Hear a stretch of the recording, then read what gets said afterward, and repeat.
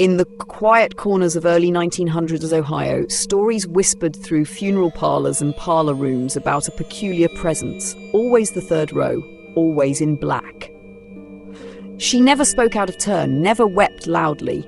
She simply arrived on time every time, folded her hands in her lap and lowered her gaze as if mourning were part of her daily rhythm.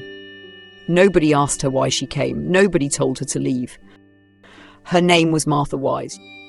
She lived in the countryside, far from the noise of town. To neighbours, she was harmless, a pious woman who filled her days with church services and quiet good deeds. She visited the sick, brought comfort to the aging, and rarely, if ever, raised her voice. To most, she was the kind of woman you'd trust without question. Someone once joked, if every mother-in-law were like Martha, the world would be a better place. But that was before people started dying, not violently, not dramatically, just fading. 9 deaths, 3 winters, all within reach of Martha. They didn't bleed, they didn't scream, their bodies gave out in silence, eyes dimmed, strength vanished, and soon they were gone, peacefully, almost too peacefully. It was grief without mystery, illness without a name, and no one back then thought to call it murder. This was a time when society believed women didn't kill unless it was for love. Men were the ones driven by rage. Women, they said, couldn't possibly take life the way men did. And Martha, she was maternal, so gentle, so giving. She wasn't feared, she was admired. I didn't stumble on this story through a documentary or a podcast binge. It wasn't trending. No film had ever dramatised it. It wasn't even in most textbooks. But in a dusty college lecture hall, during a course on abnormal psychology, a professor mentioned her, just in passing. A textbook case, he said, of someone who didn't kill with violence, but with compassion. That line haunted me, so I started digging. What I found wasn't dramatic. No bloody crime scenes, no diary confessing it all, just yellowing court transcripts, clipped newspaper reports, and witness testimonies that contradicted one another, pieces of a puzzle scattered across the Medina County archive. There was no smoking gun, just a few quiet suspicions about chemicals she asked about at the apothecary, about soups she made, about the soft way she told people not to worry, and one chilling pattern. Wherever someone died, Martha had been there sitting in that third row, just like always. I read everything, not to condemn her, but to understand her, because sometimes the most terrifying killers don't shout, don't strike, don't chase. They whisper, they care, they stay by your side until the end, smiling, reassuring. And when the moment comes, they lean close and say, "You're safe now, just close your eyes. I'll be here until you fall asleep." Before the tears, before the black dresses and whispered suspicions, Martha Wise was just another woman shaped by duty and dust. She was born into the soil of Medina County, Ohio, a place where hands stayed busy, words were few, and faith was something you lived, not questioned. In her family, emotions were buried beneath work. Her father died young. Her mother endured. Martha followed the script every woman around her seemed to be handed. At 20, she married, not for romance or excitement, because that's what the church said good women do. She picked a man who didn't drink much, owned a little land, and kept to himself. That was enough. Her husband Albert was a man of silence. He worked long days at the lumber mill and came home to plain meals and an early bed.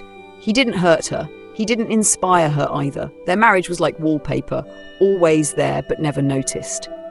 Martha bore 3 children. One died before his first month. The other 2 clung to life, sickly and fragile. She never spoke about the pain. She just carried it, folding grief into her chores like one more thing that had to be done before sundown. Neighbours didn't describe her as warm, but they didn't distrust her either. Kind, but not memorable, one woman said years later. The type who showed up at your father's funeral with a plain pound cake, then quiet disappeared before the prayers ended. Albert's death didn't cause much stir. He simply didn't wake up one morning. A life worn down by hard labour and quiet living. No one asked questions. Why would they? Men like Albert weren't expected to live long. Martha didn't fall apart. She didn't cry in public. She accepted a small funeral stipend from the local church, held a service with little fanfare, and went back to her daily routine. Except now she wore black. Always. No one thought much of it. Widowhood came with its own silent rules. But something shifted after Albert died, something so subtle it slipped past everyone. It started with the people Martha looked after, because she didn't live alone after the funeral. Her mother-in-law, Phoebe Wise, shared the house. An aging woman with a sharp tongue and restless nights. Family described her as paranoid, convinced Martha wanted her gone. But the world saw a different picture. Martha, the tireless caregiver, preparing meals, managing medications, wheeling Phoebe to church like a dutiful daughter. Then came Lillian Garlow, Albert's younger sister. Young, unmarried, just blocks away. Martha visited her regularly, always arriving with a tin of biscuits or homemade soup. Lillian's health declined quickly. The diagnosis? Something vague. Fatigue, maybe anemia. Nothing alarming. Until it was too late. She died quietly. A woman in her early 30s, gone before anyone thought to investigate why. And then there was May, a 15-year-old niece living temporarily with Martha. She had done well in school, shy, obedient. Then came the stomach pains, the dizziness, the confusion. One day, she simply didn't wake up. 3 deaths, 1 winter. No foul play reported, just unfortunate timing. Or so they said. But I started reading between the lines, because in each of these cases, the common thread wasn't just illness. It was Martha, the same woman who brought warm meals and said prayers at every bedside. The same woman who, despite all these tragedies, kept her calm voice and steady presence. There were no signs of hatred, no bursts of anger. That's what made it all so unsettling. It didn't feel like revenge. It didn't even feel like malice. It felt like control, like someone who mistook care for ownership. Someone who believed that tending to the sick meant deciding when their suffering ended. Not with cruelty, but with a quiet kind of authority. Later, when questioned, Martha didn't sob or plead. She didn't say she was sorry. When asked why she did it, her answer was eerily cold. I thought I was the only one who cared. Some criminal psychologists have called her a case study in obsessive nurturance, a perverse kind of love that blurs the line between helping and ending. Martha Wise didn't strike with fury, she smothered with comfort, and somehow that made it even harder to see the danger coming. The deeper I went, the more the surface began to crack. It wasn't just the deaths in the trial that unsettled me. It was the ones no one ever brought to court, the ones that passed unnoticed, because no one dared to ask the wrong questions in a town like that. Take Walter, for example, Martha's nephew, a strong, capable young man who worked construction. No known illnesses, no medical history. Then suddenly he's bedridden. His skin breaks out in rashes, fever spikes, and within days, he's gone. The doctors blamed a food reaction, something in his diet, they said. It happened so quickly, it barely seemed real. And then there was Mr. Carl, a quiet elderly neighbour. Slipped on his porch, and Martha stepped in to help during his recovery. Just a few weeks later, he too was dead. A slow fade into weakness and silence. Nothing out of the ordinary, they claimed. After all, he was 80. Old age was the explanation for everything back then. But here's what pulled the thread loose. Tucked in an overlooked note buried deep in the investigation files, I found a strange detail. Martha had been purchasing large amounts of hand sanitizer. Not unusual, except this kind contained formalin, a chemical preservative, sharp, toxic, once common in farming, also used to preserve dead tissue, still legal at the time. But why would she need so much? Martha wasn't a biologist. No one in her family handled chemicals or lab work. Then I came across a curious exchange, an old pharmacist's statement. He remembered Martha asking a bizarre question. Could formalin be added to a drink? He laughed it off at the time, thought she was joking. That single, offhand remark was what finally made the police go back and start looking at death records again, quietly, without announcements. They didn't exhume the bodies. Too late for that. But something had changed. What once felt like isolated tragedies now resembled a pattern, a rhythm of loss that began to look rehearsed. This wasn't rage. This wasn't an outburst of madness. If it was Martha, she was playing a long game. A slow orchestration of endings, not driven by violence, but by something colder, an ideology, a belief that caring meant choosing when a life should end. In one psychology journal, I found a line I'll never forget. Women who kill don't do it for chaos. They do it for order, and when belief replaces doubt, the act becomes ritual. I began to see it. The black clothes, the daily church visits, the tears, they weren't disguises. They were part of the process. part of how she made peace with what she was doing. Then came the name that stopped me cold, Ava Hahn, Martha's childhood friend. They'd grown up together, shared school books, swapped babysitting duties, prayed in the same pews. Ava was one of the few who defended Martha when whispers began circulating around the parish. She may not be warm, Ava once told a neighbour, but she keeps her promises. She told me she'd never let me die alone. Ava passed away in the spring of 1925. No major illness, no pain, just gone. The hospital report listed cardiac arrest. Nothing more, no lab tests, no autopsy. But scribbled faintly in pencil, almost erased, was a note. Sleeping pills? Her death wasn't loud, but it was final. And Martha was, once again, the only one there. The pattern became chilling in its simplicity. Every person who died had relied on Martha completely. No one cooked for themselves. No one controlled their own medicine. No one even called their own doctor. She held the keys. She held the care. And ultimately, she held the decision. In criminal profiling, female serial killers don't match the image most people have. They're not brash. They don't break in. They're already there. In the kitchen, in the bedroom, at your side. They don't wield knives, they serve meals, they don't attack, they watch, they don't force fear through pain, but through helplessness. Because if the person spooning you soup is also the one deciding whether you see tomorrow, what protection do you have? I found something else in Ava's file. A small envelope, no signature, no return address. Just a single handwritten line. I don't think she'd hurt you. But if you feel strange after drinking something she gives you, don't finish it. No one knows who wrote it. No one followed up. The letter was left in the file like a rumour no one wanted to acknowledge. But for me, it said everything.